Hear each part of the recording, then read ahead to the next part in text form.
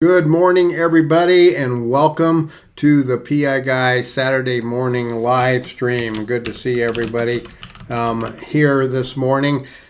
Just to go over a couple of quick housekeeping items. I had to this last week. I was doing some cleaning up in the office. I had to do some cleaning up in the computer as well. So I ended up having to reset up everything for the live stream. So I hope I got it all working well. I hope you're able to get in. I hope you're able to participate. If you have any questions that are PI industry related, go ahead and put them in the chat down below.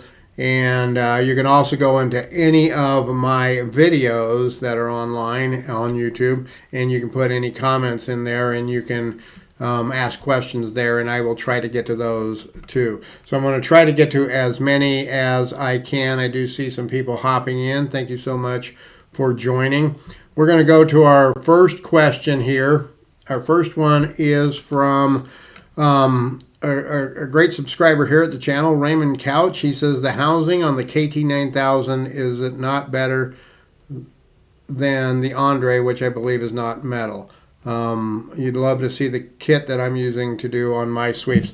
And what he's talking about, I recently did a video on this device right here, the KT9000, which I consider to be a good, what I call a personal space RF detector. This is good for doing some bug sweeps, just like if you're going to a hotel room, going to an Airbnb, something like that. You can even check your house and stuff. I did a whole review on this and a tutorial. If you want to go back to my channel, you can find that. What he's asking about is in comparison to this. So really quick, the KT9000, is not anything compared to the Andre, the Advanced Near Field Detection Receiver from REI. This is the piece of equipment that we use for our professional TSCM, technical surveillance countermeasures, bug sweeps.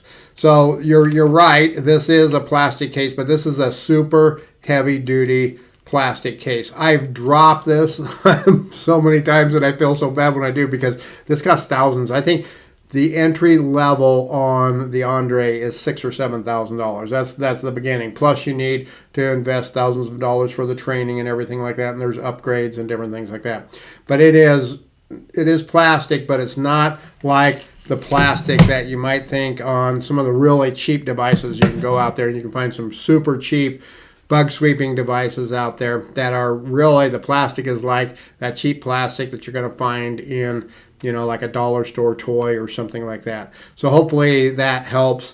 If you want to check those out, you can check those out. At least the KT9000 on my website, I do have information there. Big Dog, how are you doing? Good morning, sir. The question is pay consistent as a private investigator? I guess I would need more clarification on what you mean by consistent, but I'll try to kind of answer that. It's consistent are you talking about, do you can constantly get paid? Are you getting a paycheck like a job? That's what most people are asking. And yes and no, it's going to depend. Everything in this business really depends. As a business, the way I have set up my business is, and I've had my business for a long time. I started this in 2008, so I've had my business out there for a long time. But the way I have it set up is I get a regular check every month, just like a paycheck. I'm an LLC, so everything I make is mine. I'm taxable on everything, but I still pay myself in an owner draw on a monthly basis in a consistent sense like that. I make sure that that pay is something my business can live with. Because one of the problems that I've seen a lot of new investigators get into is they will start getting a lot of income in, and they'll start spending a lot of income buying equipment, giving themselves raises or whatever. And then when it slows down, like we're coming into a slowdown period here in the industry, usually November, December, January, February are slower months for most private investigators out there. And if you don't have a good stockpile of money out there, you could find yourself not being able to pay yourself. When you get started as a PI, you are going to have a lot of times where it's going to be feast or famine. You're going to be getting in a lot of work, and there's going to be times when you don't have a lot of work. So I always suggest to make sure that you have something to be able to pay yourself down the road. Make sure you have, I suggest, at least a 6-month reserve. That's 6 months of what you need to pay yourself and 6 months to keep your business in business. So you want to, that's a challenge to get to that, but you really want to get to that. As far as the consistency in how much you get paid, like per hour, per job, something like that, that's all going to depend. A lot of people do surveillance, and you may charge a certain fee, $90, $100, $125, $150, whatever an hour, depending on your market, to direct clients. But if you go out and you do subcontract work, you're probably going to be getting paid $50 or less when you're doing that. And you have to weigh what is most important for you, getting the work or having that higher pay. I always suggest that you don't want to compromise your pay, but if you got to go out and do subcontract work, I subcontract a lot of work out to people, and I simply can't pay somebody $100 an hour if I'm charging $100 an hour. I've got to pay them less. If I'm charging my client $90 an hour, then you're going to probably get paid $40 to $50 an hour. I have my bills to pay and everything like that too. So from the consistency standpoint there, you can have your consistency, you can have your limits. I don't do anything in the subcontract world for less than $50 an hour, and I don't, and then on my higher end stuff, when I'm getting hired by private clients, I have my regular rate, and I don't compromise that. I hope that helps, Big Dog. That was a really big answer. Pat Lover's spot. After divorce, now he was stealing assets. How do you challenge this in court? If he's stealing assets, you're going to have an investigator or somebody prove that he was stealing the assets. If they're physical assets, then it's going out and doing surveillance, it's doing spot checks, it's doing things like that, and looking to see if they can find those vehicles, boats, airplanes, whatever that is. If it's monetary, there are some private investigators out there that can do bank locates and different things like that. But then once you get that information, you have to have an attorney, and that attorney is going to take that information and then subpoena the bank to get all the records for that. So I hope that helps too. Drunk Finesse, how are you doing? Good morning, and it's good to see everyone jumping in. If you have questions, hop down in the chat down below and let me know. I'm going to try to get to as many as I can. Is it a bad idea to start as a sole proprietorship initially, then shift to an LLC? And I'm not an attorney, I'm not an accountant, I'm not a legal advisor, but in my personal opinion, yes, it is very much a bad idea to start as a sole proprietor versus shift over later to an LLC. In most states, it costs very little to create an LLC, a limited liability company. You don't have any protections as a sole proprietor. You make one mistake while you're out there. You can be on your first job and you make a mistake and somebody sues you, they're going to go after your house, they're going to go after your cars, they're going to go after your financial assets. You are able to be held personally responsible for all of that stuff. As an LLC, you have certain protections just like a large corporation or a company. So that's why you really want to have an LLC, and you also want to make sure you have insurance and things like that. So I hope that answers your question there. If you have questions, hop down in the chat and let me know, or you can go into any of my videos later and you can put in a question in any of the comments for my videos and I will try to get to them. Our next question online here is from Ryan. What equipment do you suggest to mask eavesdropping equipment? And Ryan was watching a video about bug sweeps. I've got quite a few out there about bug sweeps and the different types of equipment that you can use. And what I'm going to do is really quick hop over to the internet here to the official PI Guy webpage, which is free privateinvestigatortraining.com. If you come over here, this is the official webpage. If you come up in the top right, you'll see PI Gear. Click on that. And once you're there, if you go over here to bug detectors, we're going to go into this. This is the TSCM stuff. This is the product we're going to look at right here. But I'm going to hop over here in this category. So in here is a Faraday fabric. This is one that we actually use. This is almost 4 foot by 6 foot, something like that, 43 inches by 78 inches. It's very big. We will use that to mask large areas when we're doing a bug sweep. If we think we're getting a signal from a certain area, we can hop over. We can take one of these and we can spread it across an area. And it's big enough that you can cover a window, you can cover a wall, and you might need multiple ones. Is it perfect? No, but it's pretty darn good. That will block any RF signals from coming in or from going out. So if you're on your cell phone, you're not going to be able to make phone calls, most likely with something like that. You might consider something like that. We also have down here Faraday bags, and this is a set that you can buy. It has a small one that you can use for phones, a medium-sized one you can use for tablets, and then a larger one that you can use for your computer. So you can put things like that in there to protect that. And you can use that to screen certain areas as well. So I hope that helps with that a little bit. It is difficult at times to be able to mask everything. There are signal blockers and things like that, but I don't suggest doing that because you're actually breaking federal law when you're running, something that's going to be blocking certain radio frequencies, because you're not supposed to do that. So there's just laws against that. If you have any questions, hop down in the chat and let me know. Our next question is from Dominica or something like that. I'm certified but not yet licensed. Can I do surveillance for someone? Great question. Thank you so much for that. It's going to depend on the state that you're in or whatever jurisdiction you're in and what their laws regarding licensing are. If you're in a state that requires licensing, then you're going to have to probably have licensing. Unless that licensing says there's some kind of certification that you can take, and if you're certified, then you can work for a licensed firm or something like that. So you really need to check and find out what the requirements are for your state's licensing. I would say in most states that have licensing, if it's required to have licensing, you're going to have a license to be able to do surveillance for somebody out there. But you want to check with the state to make sure you got your 6 covered there.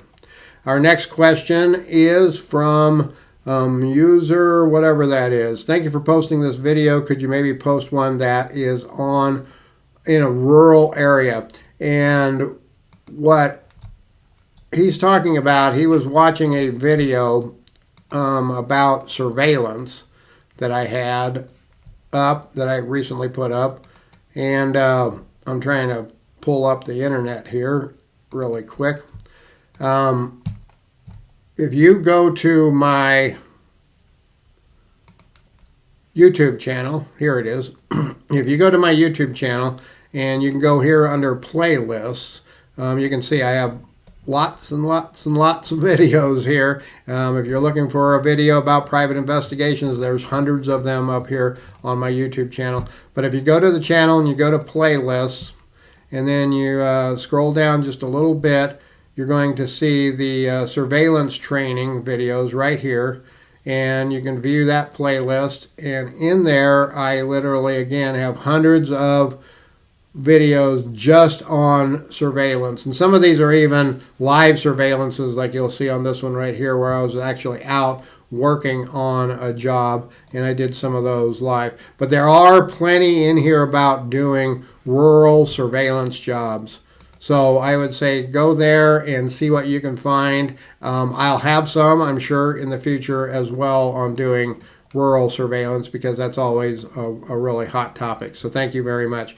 If you have questions, hop down in the chat. Let me know. I see everyone hopping in here. We've got a couple more in the mailbag here we'll go to. Our next one is from One-Eyed Flying Eagle. Which phone is easier to hack, an iPhone or an Android? And my simple answer to that is yes. I don't know that there's necessarily one that's easier than the other. There's software out there for both. If somebody wants to hack either one, they're going to be able to hack either one of those. I get asked this question a lot when people are trying to decide, well, which should I buy? Which one's going to be less likely? It used to be iPhones were less likely to be hacked, but now there's stuff out there that targets iPhones directly because they have such a huge market share out there. So I don't think that there's really one or the other. In fact, I've seen some software and some exploits that actually work on both the iPhone and the Android. So I know that didn't really give you an answer, but that's kind of my opinion. Yes, they're both easy to hack. WBZ, is it hard to be a PI? It's no harder than any other job probably, and I guess it depends on your definition of is it hard to be one. It's hard to become one sometimes because you have to go through a lot of hoops. You might have to get licensing. You're going to have to get insurance, bonding, things like that. But if you want to do it, you're able to do it. As far as being a PI and doing the work, it's not any more difficult generally than other work. But just like some people are made to be bakers and some people are made to be politicians and some people are made to be, teachers, if you don't have the skill set, you don't have the skill set, so you would have a difficult time doing it. Now, there's a lot of training out there that you can get, especially right here on the channel, about doing that. So I hope that answers that question there. Our next question is from Danny. What is the startup budget for equipment for being a PI? He was watching a video on how to become a private investigator, different things that you need and stuff like that. The startup budget can be very minimal. When I got started, I had very little. I had a few $100s. I already had a computer. I already had a video camera that I just used to videotape grandkids and kids and things like that. But you're going to need at least those two things, to do surveillance and stuff like that. It's going to really depend on how much you want to go into it. But usually you should be able to get started for under $500.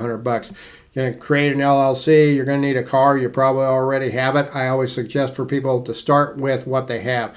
Start with the car you have if you're doing surveillance. Start with the camera you have. If you have to, then use your cell phone. A lot of people out there, though, if you're subcontracting, will not let you use the cell phone. So get on Amazon and find a good used or refurbished camcorder that you're able to use. But I would say most of the time you should be able to start it for $500 or less, maybe $1,000 or less. It's going to depend on the type of work. But like going back to that first question or second question that we had today, as far as consistency and pay, another thing that you need to make sure you have is you have plenty of money to be able to sustain you through all those tough times out there. So Carl, he has asked, do you do phone forensics and what is the best software to use it? I do not do phone forensics anymore. We used to look at phones from the bug sweep standpoint, but I don't even do that anymore because of all the complications in phones and computers. You just can't keep up with the technology. I refer that work out to a computer forensic company, and there's multiple ones here in Colorado that I refer them to, but I don't do that myself anymore. So I don't really have a suggestion for the best software to use for that. But thank you so much, Carl, for the question, and thank you so much for your support as a member as well. Our next question is, if you have questions, hop down in the chat and let me know, or you can go into any of my videos in the comments and you can put in a question and I'll try to get them in a future Saturday morning live stream. And our next question is actually a question that I asked last week. So I am actually done with all of the questions here. So if you have any other questions, go ahead and go into any of my videos and put a question in there, and I will try to get to them in a future live stream. And I'd like to thank everybody for joining me, and that's